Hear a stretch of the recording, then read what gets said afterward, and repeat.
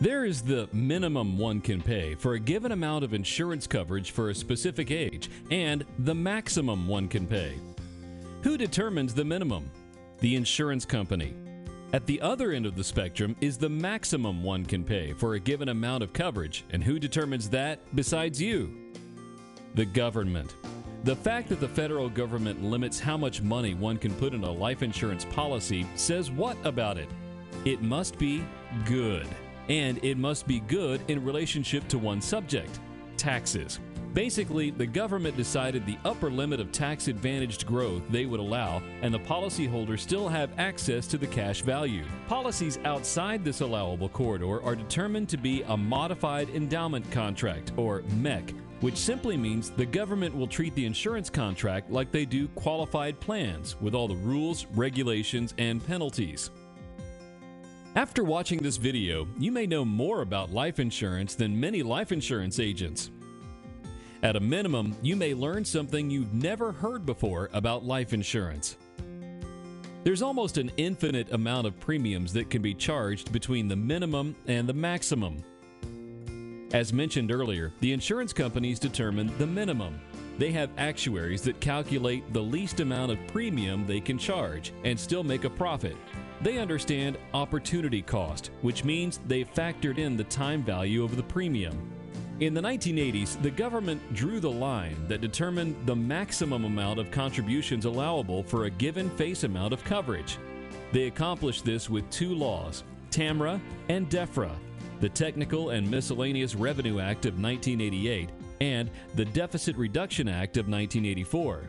With these two laws, the government basically said, wait just a minute. We can't let people put unlimited after-tax contributions in a life insurance policy and have tax-favored access to the money as is allowed currently, because this could provide an unfair advantage over qualified plans.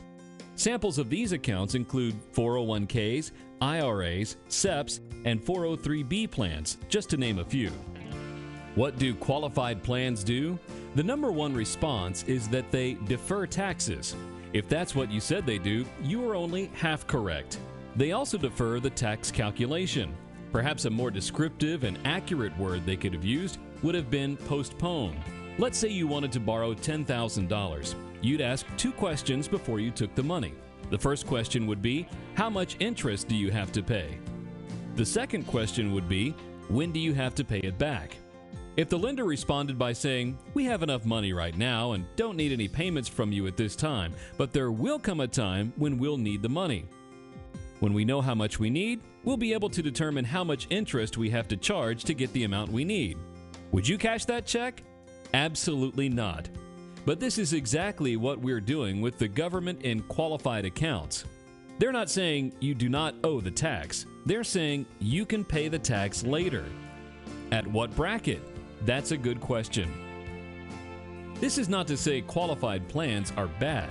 However, it is important that you know and understand exactly what they do. You receive a tax deduction today on your contribution, and you pay the tax when you withdraw the money after age 59 and a half. If you take it out before that age, you must pay a 10% penalty on the amount you withdraw. Now, getting back to insurance. Let's assume you could pay $500 for $500,000 of insurance coverage, or you could pay $10,000. Which would you choose? Being bargain shoppers, $500 may sound best.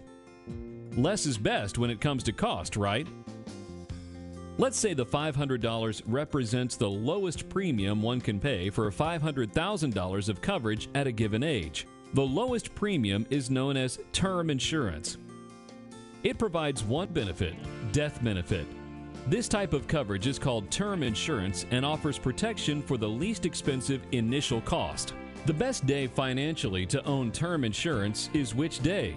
If you guessed the day you die, you weren't even close. The best day financially to own a term life insurance policy is the first day. That's right, it's the first day you buy it. Had you purchased the policy today, received company approval, signed the delivery receipt, paid the first premium, and died on the way home from your agent's office, you cannot get better than that. To calculate the rate of return on such an event would be next to impossible. Granted, it would be hard to get people to sign up for this type of financial windfall, but you understand the point. If the best day to own a term policy is the first day, it means that every day you own it, it becomes worth less and less, costing you more and more. When determining the cost of term insurance, one must also factor in the opportunity cost of owning this product.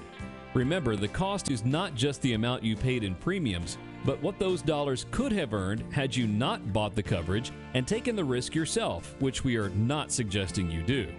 Penn State University completed a study in 1993 on term insurance policies where they discovered that more than 90% of all term policies are terminated or converted, 45% within the first year and 72% within the first 3 years.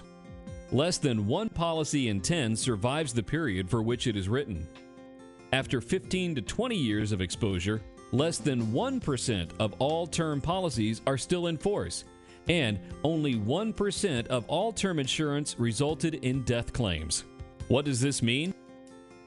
It means with term insurance, you'll most likely pay more than you receive.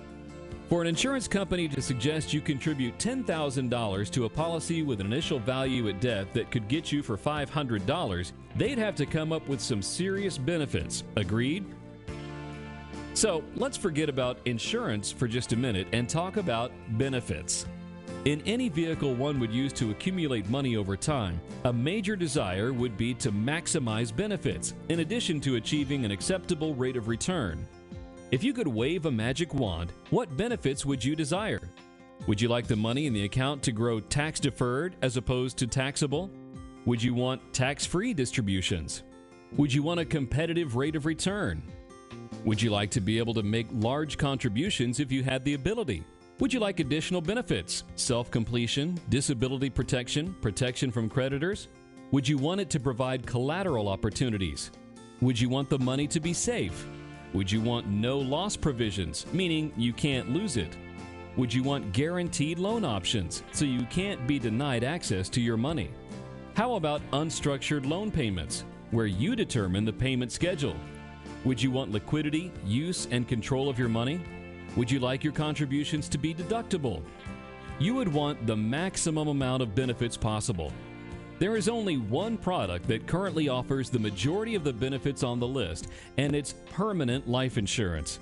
However, not just any type of contract will do. Life insurance policies that are minimally funded only provide minimum levels of benefits.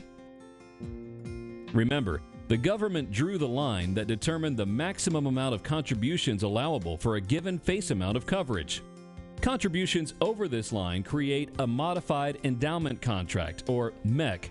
However, contributions made right up to this line create a different type of MEC that we call the maximum efficient contract.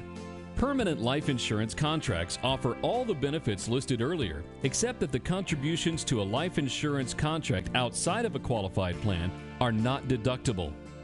You may be surprised to learn that there is little to no difference between deductible and non-deductible contributions.